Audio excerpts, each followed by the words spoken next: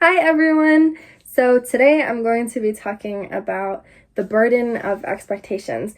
Now you might be wondering why having expectations is a burden.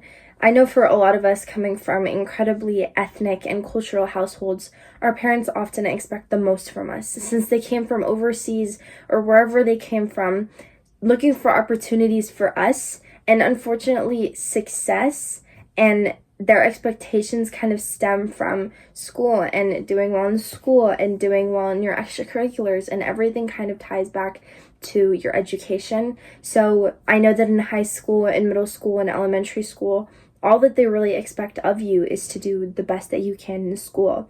But we kind of need to talk about how you need to set expectations for yourself outside of school, for your character, for your morals, for everything around you. You have to have an expectation, but also your expectations have to be realistic. I mean, there's always goals that we can set for ourselves that may seem impossible, but nothing is impossible as long as you're willing to work hard for it and genuinely take the steps in order to achieve your goal. So the first thing I want to talk about is breaking free from your parents' expectations. Now, while it's good to have your parents expect something from you, you cannot live your life trying to fulfill your parents' dream. And I know that that's the truth for a lot of us, maybe even most of us. It's that our parents expect something from us and we want to make them proud, so we work hard towards their goal. I know a lot of people actually whose parents want them to become doctors, and they don't know what they want to do. So they're like, I might as well follow my parents' shoes and become a doctor. I might as well do this. I might as well become an engineer because my parents want me to do this. But they don't know that in the long run, them not following their passion and what they want to do is going to kill them. I know plenty of people that have gone into job fields that they do not have fun in, and they ended up quitting, or they got so burnt out, overstimulated, stressed. And these people, they just don't know what to do with their lives anymore because there's nothing fulfilling. They might have a family, but they go into work dreading it every day. My older brother, for example, he did not want to go to school for your traditional, engineering, whatever. He wanted to do mechanics.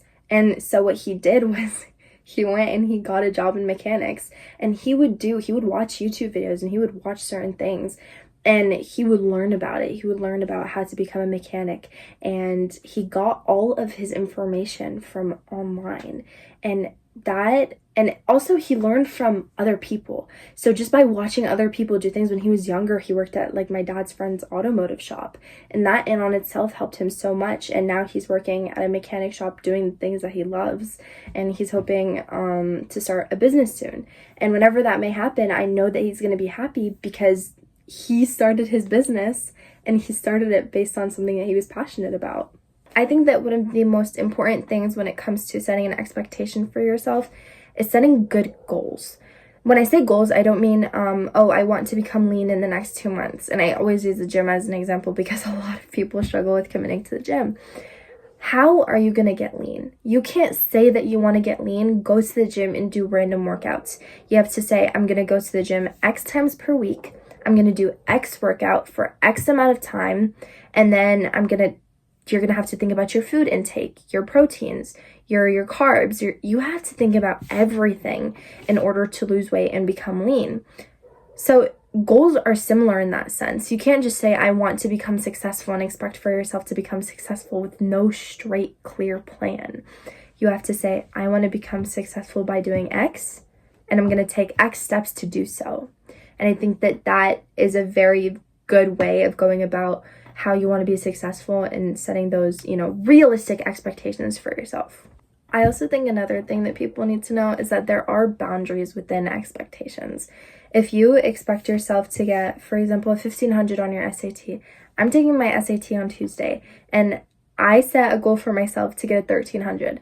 I've been studying for around an hour or two every single day, dedicating one day to reading, one day to ELA, one day to math, and I take practice tests, and I go to the practice tests and I see which questions am I getting wrong, and then I go over those questions and I see within those questions which ones am I getting wrong. And it's just a pattern. It's a matter of repetition. You go over and over and over again, seeing what it is you did wrong. And it's also a matter of knowing never to stop despite failure. And I think that, again, a lot of people struggle with stopping once they fail. And I did that. I did that with AP Physics, and now it's catching up to me. There's so many things that build off on each other, and if you don't understand one thing, you are not going to understand the next. So don't give up. Just keep going. It's going to bring you down, and it's going to hurt, but you have to learn how to look any situation in the face and say, I'm going to learn from you, and I'm going to become better. So, okay, you make a mistake, you fall down one time, you get right back up and do exactly what you were doing before and fix that one mistake that you made to change the entire outcome that you're going to have.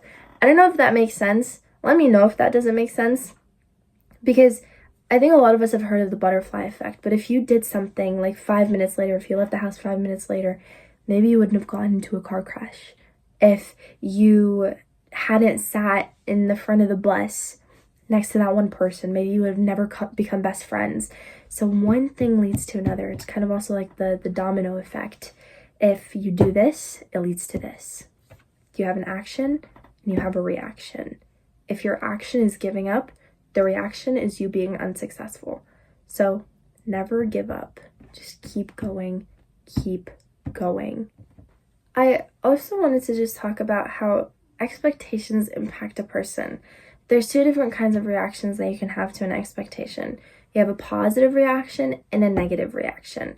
For a positive reaction, you can set a very good goal for yourself. For example, again, I'm going to use the gym, becoming lean. You follow your steps and you become lean in the next 2 months, and all of a sudden you're very happy with your body.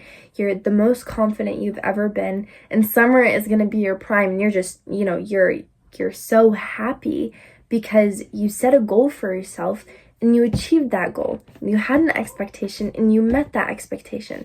So now you're proud and you're even more motivated to maybe set another goal for yourself.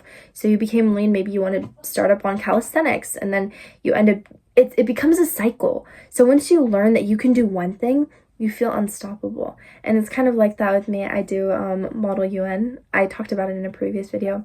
But I broke free from using pen and paper. And I used to always take up a notepad with me, or a sticky note, or something to look at.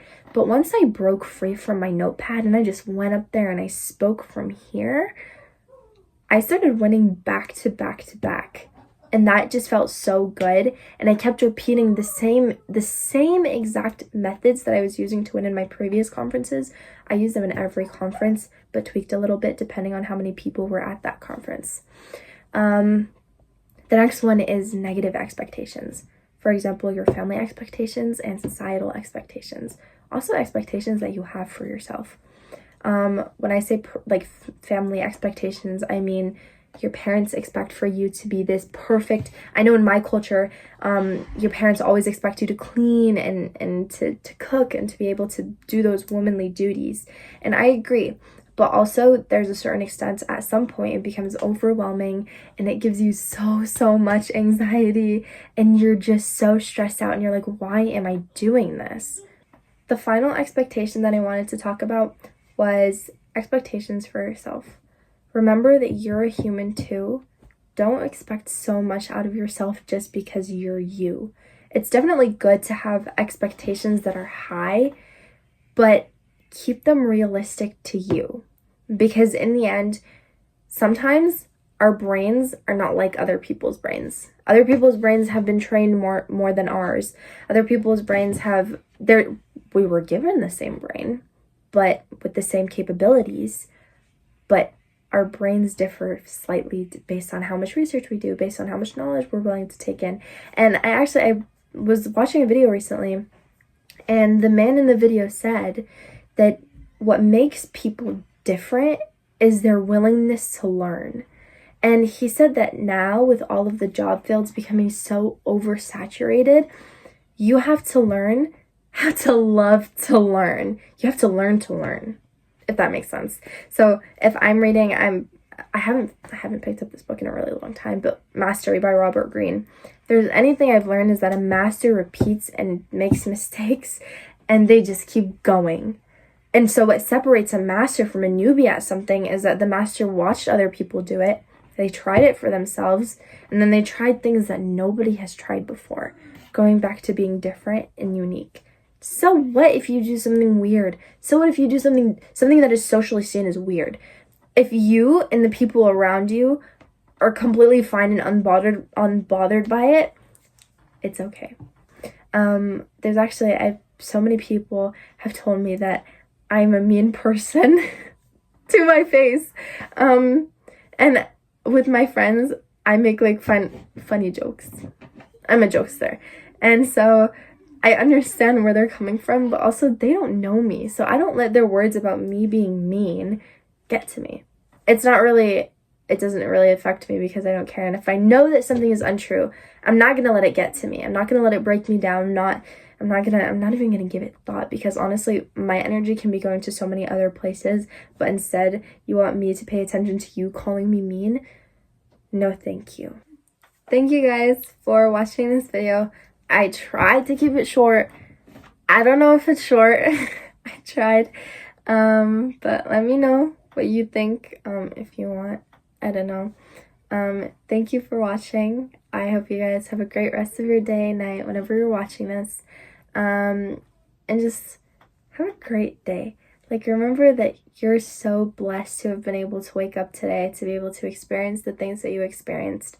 Even if they weren't good experiences, our experiences make us who we are. So the fact that you were able to wake up today, see your parents, see those who love you, that's such a big blessing. So embrace it. Again, thank you so much for watching till the end.